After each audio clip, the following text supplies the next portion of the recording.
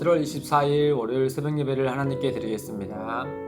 오늘 우리에게 주신 하나님의 말씀 예레미야 8장 18절에서 9장 6절의 말씀입니다. 봉독은 8장 18절에서 21절 말씀만 읽겠습니다. 슬프다 나의 근심이여 어떻게 위로를 받을 수 있을까 내 마음이 병들었도다. 딸 내 백성의 심히 먼 땅에서 부르짖는 소리로다. 여호와께서 시온에 계시지 아니한가 그의 왕이 그 가운데 계시지 아니한가 그들이 어찌하여 그 조각한 신상과 이방이 헛된 것들로 나를 경노하게 하였는고 하시니 추수할 때가 지나고 여름이 다하였으나 우리는 구원을 얻지 못한다 하는도다. 딸 내 백성이 상하였으므로 나도 상하여 슬퍼하며 놀라움에 잡혔도다.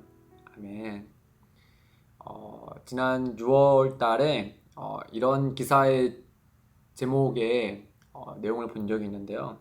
이 아이가 없어야 더 행복한 곳, 세상에서 가장 슬픈 놀이방을 아시나요? 라는 이런 제목의 기사였습니다. 어떤 방일까? 아이가 없어야 더 행복한 곳이 어떤 놀이방이지? 하고 하면서 클릭을 해서 한번 봤습니다. 그래서 봤더니 그 놀이방은 이 가정법원 안에 있는 시설이었어요.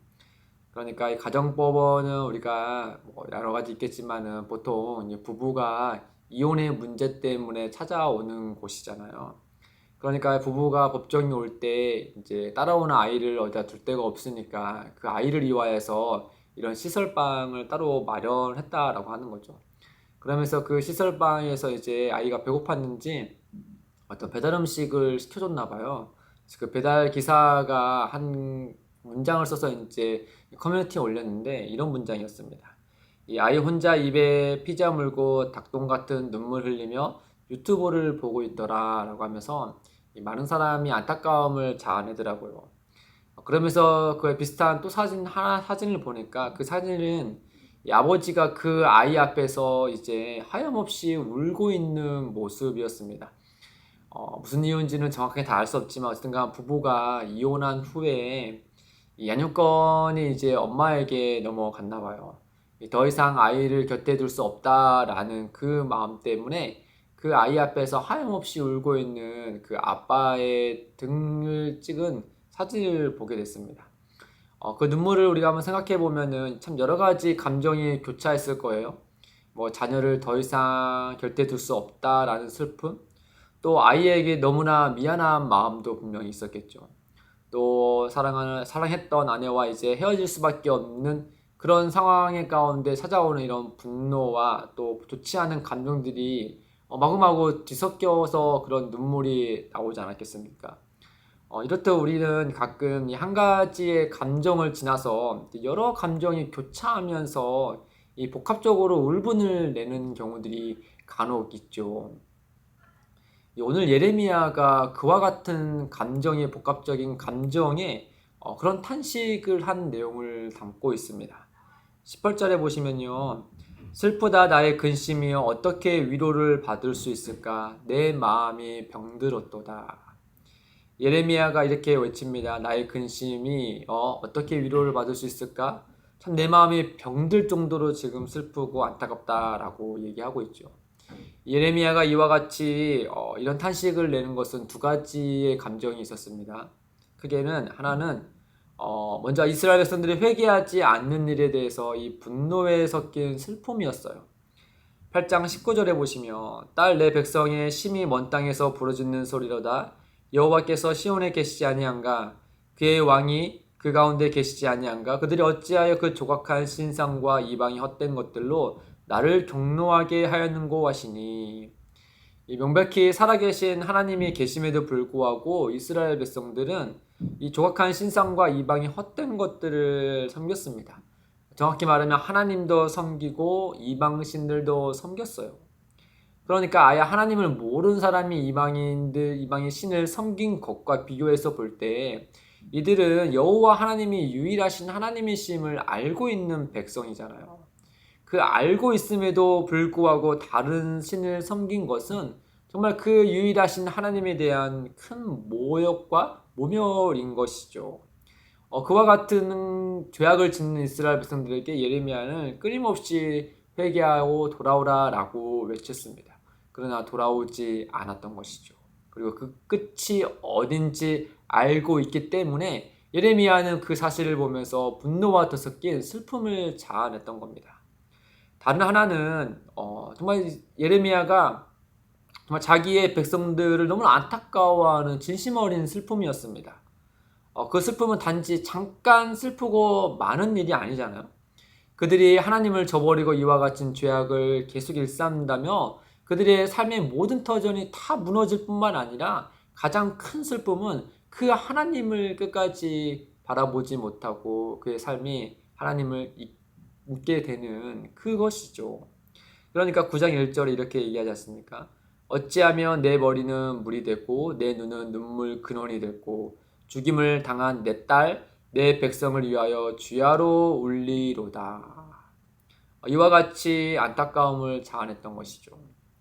우리는 이를 통해서 예레미야 선지자의 이런 탄식하는 모습을 통하여서 우리는 그 예레미야를 통하여서 하나님의 마음이 어떠하셨는지를 우리가 예레미야와 그 예레미야가 내낸 탄식을 통하여서 그 하나님의 마음을 슬며시 볼 수 있는 것이죠.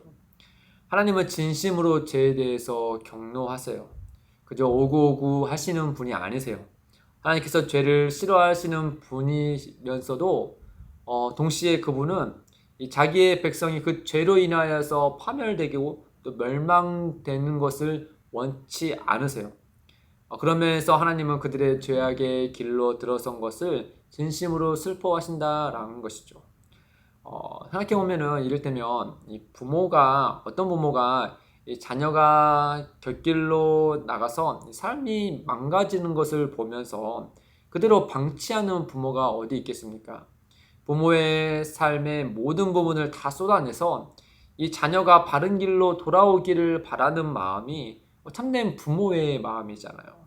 그러니까 이스라엘 백성들을 향하여서 그냥 남의 자식을 대하듯이 하는 것이 아니라 하나님은 마치 자기의 자녀를 대하듯이 그들에게 이와 같은 복합적인 감정을 내놓는 거예요. 그들이 정말 사랑하는 마음으로 슬퍼하는 마음을 갖고 또한 그들이 그 죄악으로 인해서 파멸의 길에 가지 않기를 바라는 마음으로 그들에게 이와 같이 탄식하며 그 하나님의 마음을 보여주고 다시금 돌아오기를 바라는 마음으로 이와 같이 말씀하고 있는 것이죠. 사랑하는 성도 여러분, 하나님께서 만약에 우리의 상태를 보신다면 하나님은 어떤 마음 있을 것 같으신가요? 슬퍼하시는 거나 또는 분노하시거나 또 기뻐하시거나 물론 이건 모든 것들이 우리의 인간적인 표현으로 빗대어서 이와 같이 말하는 것이긴 하지만 그럼에도 불구하고 하나님께서 우리를 어떻게 바라보고 계시는가 우리 한번 곰곰이 생각해 볼 필요가 있겠죠.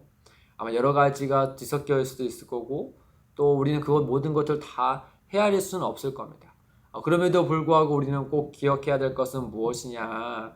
어떤 슬픔이든 기쁨이든 간에 하나님은 우리를 예수 그리스도 안에서 자녀 삼아 주셔서 부모가 자녀를 사랑하듯이 우리를 그보다 훨씬 더 큰 사랑으로 우리를 사랑하고 계시고 우리를 인도하시기를 원하신다라는 점이에요. 우리가 이 사실을 알고 하나님을 바라볼 때 우리의 삶을 하나님 보시기에 아름답게 만들어 갈 수 있는 것이겠죠.